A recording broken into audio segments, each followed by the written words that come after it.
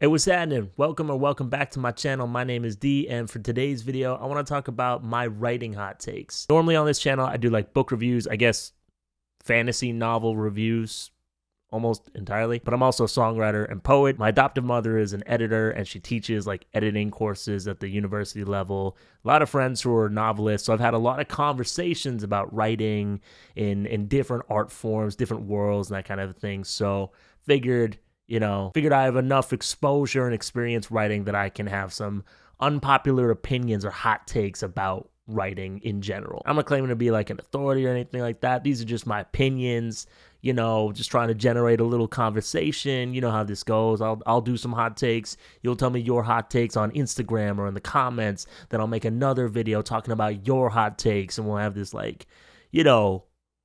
conversation in a video format. So might as well just get into it. I don't have any notes because this week has been crazy. But I guess my first hot take is that there's a lot of writers out there who romanticize being a writer more than actually writing. They're super into the aesthetics, the laptop and the coffee shop and the glasses and the cozy sweater or whatever. Whether that's like, they're telling their story in like memoir form, creative nonfiction type of thing, poetry, writing a fantasy, sci-fi, romance, something or other. They're like not excited about actually creating. They're just excited about being seen as a creative, an artist, a writer. And part of me thinks that this is because of like, it's a cultural thing, right? Like we've propped up writers and we've romanticized that sort of tortured artist or that like misunderstood genius, and everyone wants to be like seen as a genius or something. I think we put like the greats up on a pedestal and people want to be on a pedestal too. I do spoken word coaching, I teach poetry workshops, creative writing workshops, and I always tell my students, like, if you're gonna be a writer, do it because you love writing, because this shit isn't easy.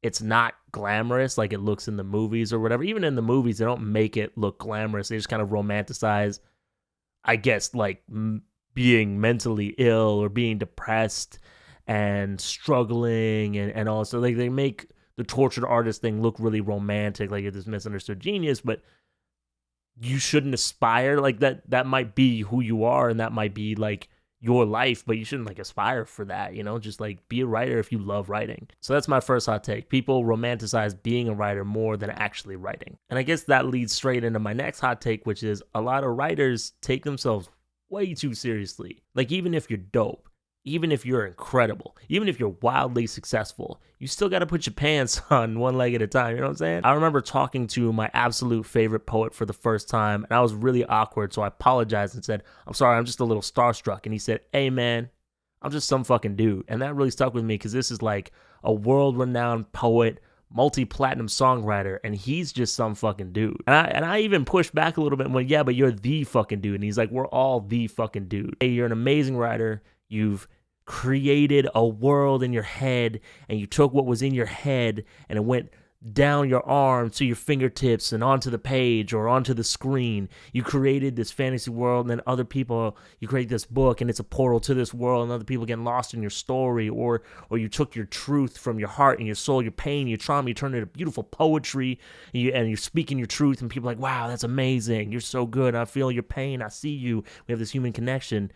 That's amazing. You're brilliant. And also, you're just some fucking dude." Obviously, be proud of your skills. Be proud of what you've created, and be excited about the fact that you have this talent to take words and create stories of whatever form and genre. But just remember that you're still a human being. And I think there's a lot of artists, not just writers, but artists who want to be propped up like demigods, and they want to be rewarded for their brilliance. They forget that they're human too. And again, I think it's that cultural celebrity culture. We went from this belief that people had a genius to people being a genius, and that's like, ugh. I feel very passionate about this specific topic, that I think that no matter what art form you create, it's important to stay humble. It's important to treat your colleagues and your audience with respect. And I don't always see that. I'm from Vancouver, and it's a very like competitive, cutthroat art scene, no matter what art form we're talking about. A lot of writers take themselves a little too seriously, and they forget like, A, this is supposed to be fun. A, this is supposed to be something you do because it brings you joy. And A, like, You're just some fucking dude. Relax. My next hot take is writers don't need to read. When I first started taking like writing classes, I kept hearing like real writers read, real writers read, real writers read. But at that age, I like hated reading.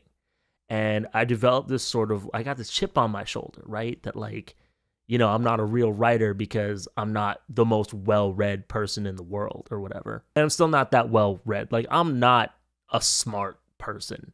I don't know why y'all watch these, to be completely honest. But I still managed to write some pretty good songs. And when they were available, I got feedback from like, people from all around the world that they liked my music and they liked my lyrics, because that's kind of the highlight of my music is my lyrics, I guess. Those songs don't exist anymore, so like don't look for them. You'll waste your time. And I know a ton of dope songwriters, dope screenwriters, dope poets who just like don't read that much. I do think that reading enhances your writing, especially reading outside of the genres or art forms that you want to create, right? Like I think like songwriters, I think that there's a lot to be gained from just reading poetry or reading, I don't know, like fantasy. You could like, there's a lot of beautiful wording in a lot of fantasy, so that's cool. And if you're a fantasy writer, read like fucking history.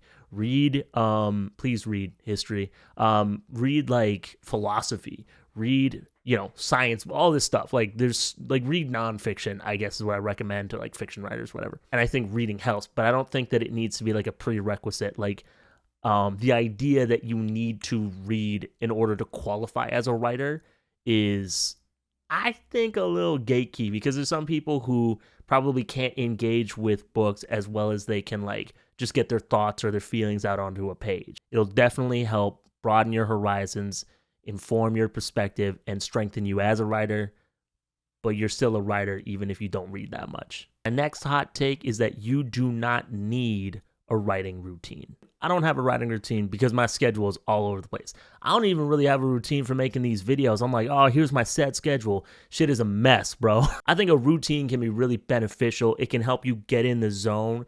And I don't really jive with people who just like write when inspiration hits, because it's like trying to catch lightning in a bottle and then you're not writing all that much, right? You know what I'm saying? So I think if you keep showing up, eventually inspiration will just meet you there for sure. But I don't have a routine because I don't have a schedule that allows for like a strict whatever. Because like sometimes I got to be at work like an hour earlier than other days. Sometimes I have a show. Sometimes I have a workshop. Sometimes this, that, the other, right? So it's like I don't have the ability to have like a fixed routine. I've been okay. I know other people who kind of write in fits and spurts, like they write every day, but when it's just whenever they can find the time because they're busy, they got kids, they got responsibilities, whatever. Again, if a routine helps you, that's dope. If a practice helps you, that's dope. But I think for a lot of us, it's just not realistic because we're pursuing writing, we're going after it in between other things. I guess this leads into my next hot take. Inspiration is overrated. What I mean by that is I think that waiting for inspiration to hit before you can write, or only writing when you feel inspired, kind of stunts you. And I think that a lot of people, or at least people that I've talked to, have this idea that inspiration can transcend your abilities. And the thing is, it can't. Like anything that I've written that's been inspired, I was able to write. You know what I mean? And even like with music and stuff like that, like anything I was inspired to play, I was able to play. That's what I'm saying. And so I think inspiration's overrated. And if you keep waiting for it and only writing or only creating when you feel inspired, you're kind of hindering yourself. And to me, it's a little like only exercising when you feel like it. That can be dope, and that can be, like, that's fine. But I think that if you want to like pursue writing as a vocation, or you want to be a writer like as a career, then you need to develop discipline and practice. Just like if you want to achieve like your fitness goals, whatever those might be, you need to get in the habit. You need to get into the practice of working out or doing yoga or playing a sport or whatever it is. All right, and this will be my last hot take, or maybe it's not even a hot take. Maybe it's just an unpopular opinion. I don't know. Maybe it's just an opinion. I don't know. This is my last one. I think writers need to be really clear with themselves about what their intention is with like sharing their work or pursuing writing or whatever. And what I mean is, like, if you just write because you enjoy writing and you have no intention of sharing it except maybe you'll send it to someone in your Discord server or like a friend or something like that, and just be, hey, I wrote this, like make sure you're clear with yourself on that, so that you know that a lot of like writing advice that just kind of gets sent your way because TikTok FYP or Instagram algorithm or whatever doesn't apply to you, because there's a lot of advice out there, and a lot of it is about like crafting your work and making it like marketable and all this stuff. But if you don't want to market your work, then that doesn't apply to you. And likewise, I think that if you have this intention of one day you want to be like an author full time, you want to kill it, you want a cake, you want it all, like you need to learn marketing. You need to take all this writing advice, whatever, and the self-expression is still important, but it's like that needs to be held in balance and almost like in tension with, trying to market your work and make money and stuff like that, because I think it can get kind of confusing, and if you don't know what you want to do, like it can be overwhelming.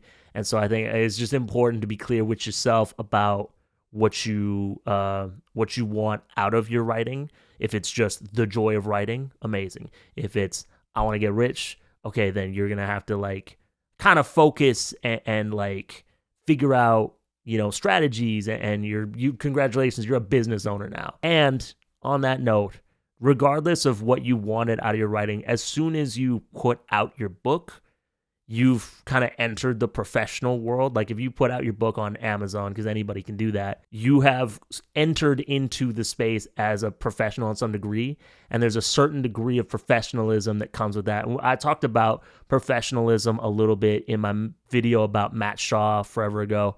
And it basically is, like, don't go into review spaces. I don't care how seriously you're taking this author thing. Be professional. Don't go into review spaces, because reviews are for readers. They're not for writers. Shout out Reads with Rachel one time.